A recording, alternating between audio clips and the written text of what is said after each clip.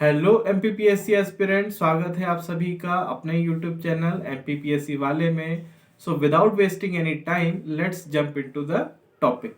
Cultural history of Harappan civilization एक बहुत ही important question है जिसे एमपीपीएससी मेंस में 11 मार्क्स में पूछा जा सकता है।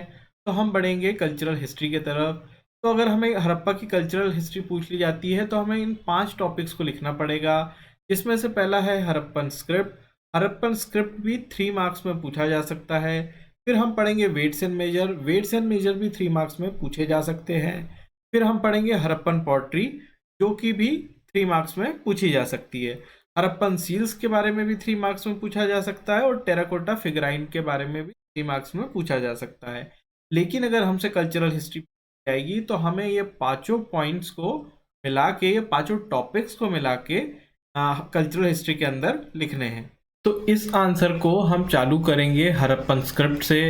पहला पॉइंट हम लोग पढ़ते हैं, the Harappan invented the art of writing like the people of ancient Mesopotamia.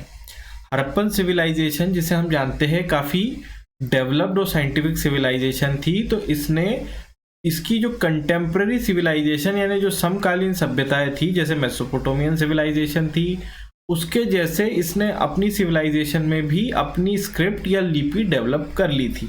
ये बहुत ही एक इम्पॉर्टेंट पॉइंट है। But it has been not deciphered so far. लेकिन ये जो हड़प्पन स्क्रिप्ट है, अभी तक इतिहासकारों को इसे पढ़ने में सफलता प्राप्त नहीं हुई है और अभी कोई भी इस सभ्यता की जो स्क्रिप्ट है यानी जो लिपि है उसे पढ़ नहीं पाया है। थर्ड पॉइंट हम पढ़ेंगे, जो भी एक बहुत इंपॉर्टेंट है। There are 4000 specimens of Harappan writing on stone seals and other writing. Harappa सभ्यता के दौरान लगभग 4000 से ज़्यादा नमूने मिल चुके हैं हड़प्पन जो लिपि थी उसके, और ये लिपि जो थी उसे उकेरा गया था पत्थरों पे और कुछ इमेजेस पे। The Harappans did not right long inscription. जो हड़प्पन लोग थे ये लंबे लंबे इंस्क्रिप्शन ना लिख के छोटे सेंटेंसेस लिखा करते थे। The Harappan script is not alphabetic. जो हड़प्पन स्क्रिप्ट है इसमें अल्फ़ाबेटिक्स यानी अक्षर नहीं हुआ करते थे। ये पिक्टोग्राफिक थी। पिक्टोग्राफी यानी इसमें ज़्यादातर इमेजेस का यूज़ किया जाता था, चिन्हों का यूज़ किया जाता था या चित्रों का यूज़ किया जाता था। और ये इसकी जो स्टाइल थी, हड़प्पन स्क्रिप्ट की जो स्टाइल या हड़प्पन लिपि की जो स्टाइल थी वो थी बॉयस्ट्रॉप हेडन। बॉयस्ट्रॉप हेडन का मतलब होता है पहले कोई भी चीज राइट टू लेफ्ट लिखी जाती है, फिर उसे लेफ्ट टू राइट लिखा जाता है सेकेंड लाइन में, कुछ ऐसे।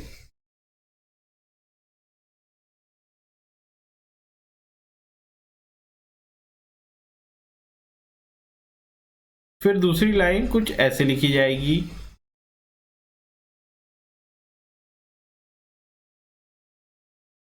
तो ये कुछ इंपॉर्टेंट पॉइंट है हड़प्पन स्क्रिप्ट के बारे में जो 3 मार्क्स में भी पूछे जा सकते हैं, और कभी ऐसा भी हो सकता है कि इसे 5 मार्क्स में पूछ लिया जाए।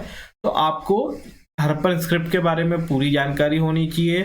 साथ ही साथ जब कल्चरल हिस्ट्री पूछी जाएगी हड़प्पन सिविलाइजेशन की तो 11 मार्क्स में आप इस टॉपिक को इंक्लूड जरूर करिए। सेकेंड इंपॉर्टेंट टॉपिक हड़प्पा की कल्चरल हिस्ट्री में वेट्स एंड मेजर्स था, जो हड़प्पा के ट्रेडिंग एक्टिविटीज़ को बताता था। तो हम पढ़ते हैं weights and measure during Harappa. Weights and measure use for trade and transaction. ये बड़ा जनरल सा पॉइंट है, हम दिमाग से भी सोच सकते हैं कि जब हड़प्पा में वेट्स एंड मेजर्स का यूज़ किया जाता था तो यहाँ पे बड़े पैमाने पे ट्रेड और ट्रांजेक्शन हुआ करता था। Numerous article use for weights have been found. बहुत सारे आर्टिकल यानी बहुत सारे सामान ऐसे थे जिसको वेट करने के लिए या वेगिंग मशीन के रूप में यूज किया जाता था। मशीन कहना गलत शब्द होगा, वेग करने के लिए यूज किया जाता था, वजन के लिए यूज किया जाता था, ये कहना थोड़ा ठीक होगा। फॉर वेगिंग 16 और इट्स मल्टीपल्स वेयर यूज्ड। तो हम ये समझ सकते हैं कि वजन नापने के लिए जो सबसे छोटी यूनिट होती थी वो थी 16, और इसके मल्टीपल्स यानी 64, 160 ऐसे मल्टीपल्स यूज किए जाते थे।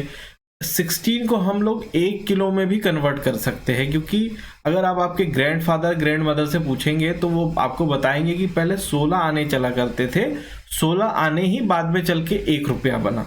तो आप लोग अगर पूछेंगे तो ये पॉइंट आप उनसे पूछ के भी कनेक्ट कर सकते हैं।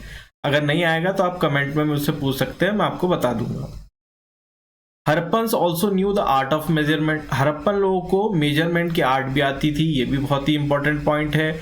अगर वो इतने बड़े पैमाने पे ट्रेड और ट्रांजेक्शन्स करते थे तो उन्हें चीज़ों को नापना भी आता था।